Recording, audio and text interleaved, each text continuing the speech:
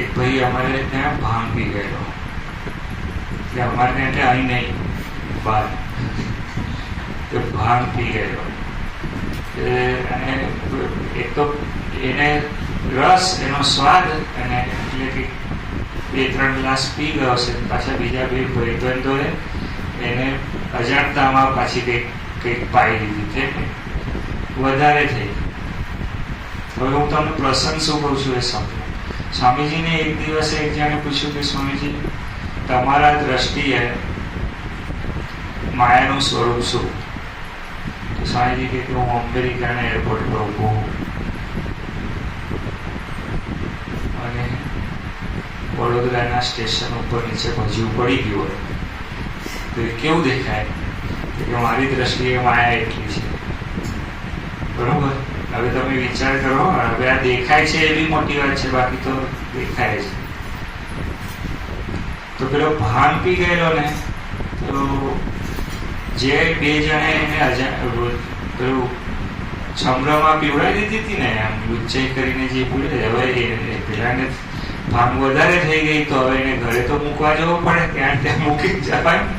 તે ઘરે તો પેલા એને કઈ એ વખતે શિવરાત્રી, વરસાદ પડ્યો, પડે નહીં પણ પડ્યો હશે, ખબર નહીં. તો પેલાને લઈ ચાલે તો પેલું ખાબોચિયું ભરાયું,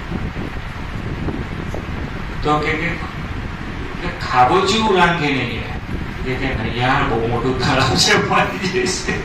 પેલું એવી એટલી બધી થઈ ગઈ હતી એને પેલું એટલે આપણી સ્થિતિ આવી છે, આપણને જગતની માયા એવી ચડી ગઈ છે ને, આપણને એવું થઈ જાય છે કે આ નહીં. અને એમની દ્રષ્ટિએ તો શું છે કે રેલવે સ્ટેશન પર ભજીયું પડ્યું છે, પડી ગયું છે. તમે સમજ્યા? કટોરીમાં હોય તો એની કિંમત છે, પડ્યા પછી ભજીયાની કિંમત નહીં. આપણા મામાને ભજીયા કેટલા ભાવે ને, પણ નીચે પડી ગયા પછી એમાં એને રસ ના આવે. એ વમન જેવું છે, ઉલટી જેવું થઈ જાય.